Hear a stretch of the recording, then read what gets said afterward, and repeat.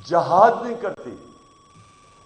یہ یاد رکھے اللہ نے قرآن میں کہا ہوا ہے کہ میری زمین پہ نکل کے دیکھو کتنی قومیں تباہ ہو گئی جو میرے حکم پہ نہیں چلی. اللہ کا سب سے بڑا حکم کہ میری زمین پہ انصاف قائم کرو. یہ جو آپ نے سپریمیسی آف کانسٹیٹیوشن لکھا ہوا ہے اس کا مطلب ہی انصاف ہے. سپریمیسی آف کانسٹیٹیوشن کا مطلب یہ ہے کہ جو آئین آپ کو قانون دیتا ہے کہ کن قوانین کے مطابق ملک چلے گا، وہ آپ کو انصاف ایسے دیتا ہے کہ وہ کمزور طبقے کو تحفظ دیتا ہے طاقتور سے. یہ آپ نے بڑا ضروری میری آج بات سننی ہے، کیونکہ مجھے بہت رنج ہے جو کل ایک اس ملک کا، میں کیا کہوں کہ صحافت کے اندر اگر میں کسی کی سب سے زیادہ رسپیکٹ کرتا تھا وہ ارشد شریف جس کو شہید کیا گیا.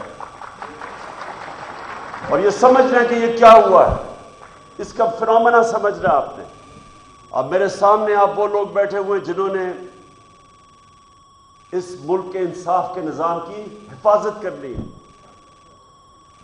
اب سنیں کہ انسانی معاشرے اور جانوروں کے معاشرے میں کیا فرق ہے، یہ سمجھنا ہے آپ نے. میں کوئی اسلام کا اسکالر نہیں ہوں، لیکن جتنی میں نے تاریخ پڑھی ہے اور میں نے اپنا دین پڑھا ہے، انسان کے معاشرے میں اور جانوروں کے معاشرے میں سب سے زیادہ فرق ایک ہی ہے. جانوروں کے معاشرے میں انصاف نہیں ہے. وہاں جس کی طاقت جنگل کا قانون ہے، جس کی طاقت اس کا حکمرانی. شہر حکمران ہے کیونکہ طاقتور ہے. سب سے جو کمزور ہوتا ہے وہ بیچارہ چھپتا پھرتا ہے، کوئی تحفظ نہیں ہے. انسانی معاشرہ بنتا ہی تب ہے جب کمزور کو طاقتور سے تحفظ ملے. قانون کے سامنے سب ایک برابر ہوں. اس کو انسانی معاشرہ کہتے ہیں. انگریزی میں رول آف لا کہتے ہیں. میں نے معاشرے دیکھے ہوئے ہیں. جب میں چھوٹی عمر میں برطانیہ گیا تو میں نے رول آف لا دیکھا وہاں، اور مجھے تب سمجھ آئی کہ وہ کیوں آگے نکل گئے ہیں. اور پاکستان کے اندر یہاں کبھی بھی رول آف لا نہیں تھا. وہ ملک جو علامہ اقبال جیسے ایسا بڑا ذہن، انٹلیکٹ 500 سال تک سمجھتے ہیں کہ دنیا میں اس طرح کا ذہن نہیں آیا، اس نے تصور دیا اس ملک کا. مدینہ کی ریاست کے اصولوں کے اوپر اس ملک نے کھڑا ہونا تھا. اسلامی فلاحی ریاست، تو مدینہ کی ریاست کا اصول تو نمبر 1 عدل اور انصاف تھا. میرے نبی صلی اللہ علیہ وسلم نے سب سے پہلے انصاف قائم کیا تھا، پھر خوشحالی آئی تھی. خوشحالی پہلے نہیں آئی تھی، انصاف خوشحالی لے کے آتا ہے. جس معاشرے میں انصاف ہے وہ خوشحال ہے. رول آف لا انڈیکس کے اندر میں لوگوں کو بار بار بتاتا ہوں، سوئٹزرلینڈ میں گیا ہوں. سوئٹزرلینڈ میں اپنے سارے گلگت بلتستان کا علاقہ پھرا ہوا ہوں. آپ یقین کریں کوئی مقابلہ نہیں ہے سوئٹزرلینڈ میں اور ہمارے گلگت بلتستان میں، خوبصورتی میں، ہر طرح. لیکن سوئٹزرلینڈ دنیا کا سب سے خوشحال طبقہ ہے، ملک کا سب سے زیادہ. کیوں؟ وہاں تو کوئی وسائل نہیں ہے. پہاڑ ہیں، ہمارے بہتر پہاڑ ہیں، خوبصورتی ہماری زیادہ خوبصورتی. لیکن وہاں رول آف لا ہے، قانون کی بالادستی. جو رول آف لا دنیا میں انڈیکس ہوتا ہے اس پہ 99.9% ہے Switzerland rule of law index پہ. اور وہ ملک جو وسائل میں امیر ترین ہے، نائجیریا، سارے افریقہ میں سب سے زیادہ تیل ہے نائجیریا میں. غربت کی انتہا ہے کیونکہ 7% ہے وہاں رول آف لا. انصاف کے انڈیکس میں وہ 7% ہے، وہ 99% ہے. وہ خوشحال ہے. اور یہی میرے نبی نے جب مدینہ میں ریاست سیٹ اپ کی تھی تو اس لیے سب سے پہلا اصول انہوں نے رول آف لا کہا تھا کہ میری بیٹی بھی اگر جرم کرے گی تو سزا ہوگی، کوئی قانون کے اوپر نہیں ہے. اور بتایا پھر کہ تمہارے سے پہلے بڑی قومیں تباہ ہوئی جدھر طاقتور کے لیے ایک قانون اور کمزور کے لیے دوسرا. طاقتور چوری کرے تو این آر او اور کمزور چوری کرے تو جیل میں. وہ معاشرے تباہ ہو جاتے ہیں. تو آج میں اس رول آف لا کے اوپر سب سے پہلے میں بات کرنا چاہتا ہوں ارشد شریف کی. ایک ایسا آدمی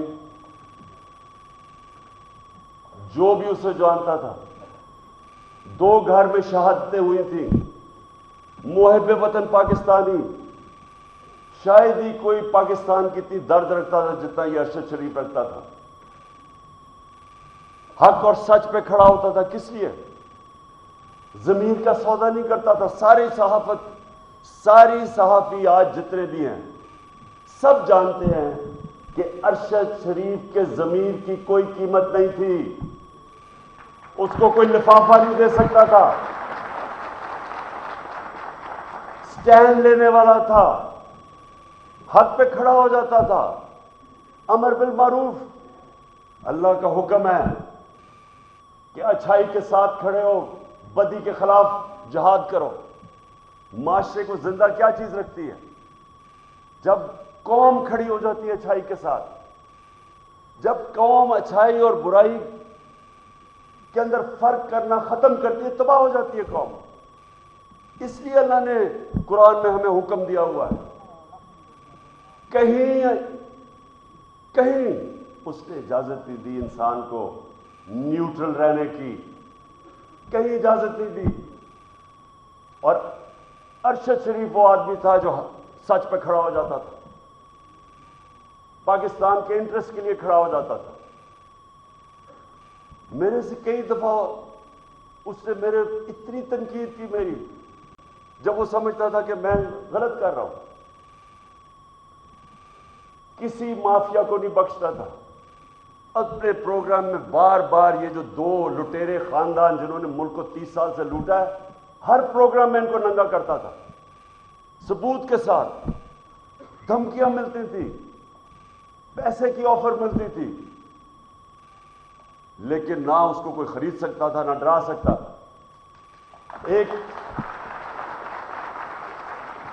اور وہ پاکستانی، وہ صحافی جو ساری قوم جانتی ہے کہ وہ ملک کے انٹرسٹ کے لیے محب وطن، جس آدمی کی گھر میں 2 شہادتیں ہوئی ہوں، جس طرح وہ پاکستانی فوج کے ساتھ کھڑا ہوتا تھا، جا کے ان کے کئی پروگرامز کرتا تھا ان کے لیے. تو یہ آج میں آپ کو بتانا ہوں کہ ٹریجڈی دیکھیں یہ پاکستان کی. اور اس پہ اگر یہ قوم، ہماری قوم اگر نہ کھڑی ہوئی، میں آج آپ کو کہہ رہا ہوں کہ ہمارے میں اور جانوروں میں کوئی فرق نہیں رہے گا. انسانی معاشرہ اور جانوروں کا معاشرہ کیا ہے؟ جانوروں کا معاشرہ کیا ہے؟ آپ کبھی ٹی وی پہ پروگرام دیکھیں، نیشنل جیوگرافک یا اینیمل پلانٹ، اس میں دیکھتے ہیں جو افریقہ کے اندر جو سب سے طاقتور جانور ہاتھی کے بعد سمجھا جاتا ہے، وہ افریقن بفلو ہے، جو افریقہ کی بھینس ہے. وہ شیر سے بہت طاقتور ہوتا ہے، ان کی تعداد ہزاروں میں ہوتی ہے. لیکن آپ دیکھیں تو شیر کیا کرتا ہے؟ 4-5 شیر، وہ اتنے ہزار ہوتے ہیں، ان کو ڈرا دیتے ہیں، شور بچا کے ان کو ڈراتے ہیں. وہ جب ڈر کے بھاگتے ہیں، وہ 4-5 ایک بھینس کو پکڑ لیتے ہیں. اگر وہ نہ ڈرے اور اگر وہ خود غرض نہ ہو تو کوئی شیر کی مجال نہیں ان کے قریب جانے کی. لیکن وہ اپنی جان بچاتے ہیں، وہ خود غرض بھی ہوتے ہیں، اپنے آپ کو بچاتے ہیں، اور بزدل بھی ہوتے ہیں. انسانی معاشرے کے اندر جب کوئی طاقتور اس طرح ہجوم انسانوں کو ڈراتا ہے تو اللہ نے اس لیے جہاد ہمارے اوپر فرض رکھی ہے جہاد فرض ہے مسلمانوں پہ. کیوں؟ کیونکہ جہاد میں آپ ظلم سے بھاگتے نہیں ہیں, ظلم کے سامنے سر نہیں جھکاتے, ظلم کا مقابلہ کرتے ہیں. یہ حکم ہے اللہ کا. اللہ کو تو کوئی فائدہ نہیں پہنچا سکتا. ہم اپنے اوپر ظلم کم کرتے ہیں جب ظلم کے سامنے کھڑے ہوتے ہیں. ایک معاشرے کو زندہ رکھنے کے لیے ہم ظلم کا مقابلہ کرتے ہیں.